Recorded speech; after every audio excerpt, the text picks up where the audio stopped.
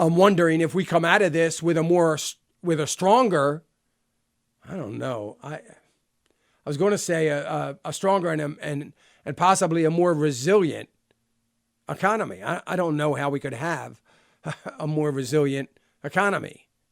We have had probably the most resilient economy over the last 3 years than we've ever seen in the history of the country. The most resilient markets as well. It's been amazing. So I don't know if the resiliency can get any better, but certainly we're going to come out of this much stronger, I believe, for having gone through this. Some are saying, well, we're never going to be back to where we were. I don't believe that. We will be back to where we were. I don't know exactly when, but I know we will. I think we will be back there a lot sooner than anybody thinks.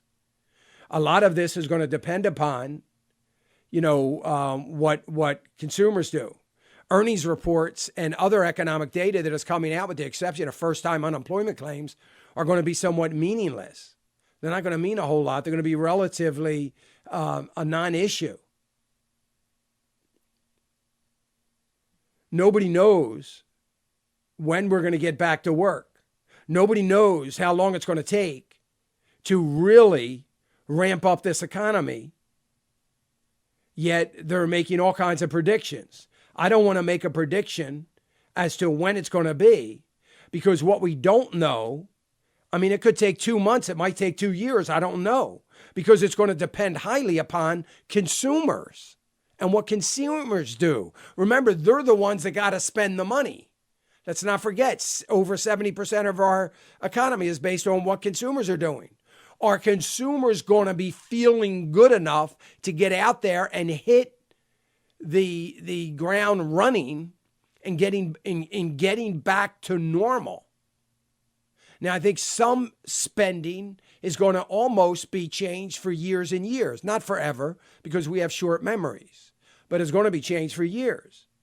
Then we've got to rely on business sentiment. What's business sentiment going to do? Look, I don't think the economy we can all get back to work and the economy is going to flourish. It's almost impossible for that to happen, because we need business sentiment to be strong. And short of a really solid treatment to make this virus feel like a common cold, short of that or a vaccine, we got to remember businesses are going to have to take a wait and see kind of mentality. And what I mean is they're going to have to wait and see if there's a resurgence of this coronavirus come winter, come fall. Are we going to see this resurgence to set us back for the winter where we are today? And they're going to be very concerned about that. They're not going to want to ramp up to 100 or 110%. They're not going to do it. They're just not going to do it. So we're not going to get things back immediately unless we get that silver bullet of a vaccine, or at least we start to get some treatment that is very promising and very easily replicated for every state in the country. So the resurgence has got to be an issue. And I don't think the resurgence so much is going to be an issue for consumers, but it will definitely be an issue. Definitely be an issue for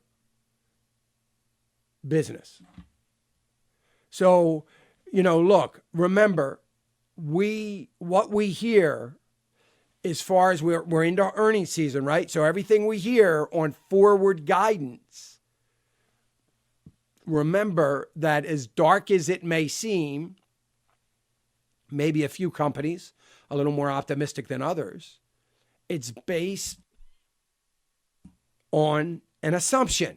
It's not going to be based on any kind of reality. It's not going to be based on projections or some sort of economic hypothesis based on past performance. There is no past performance. We don't have anything like this. There is no history to draw from.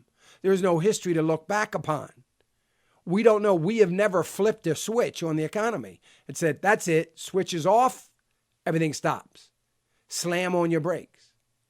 Think about almost every industry in the country slamming the brakes on at once.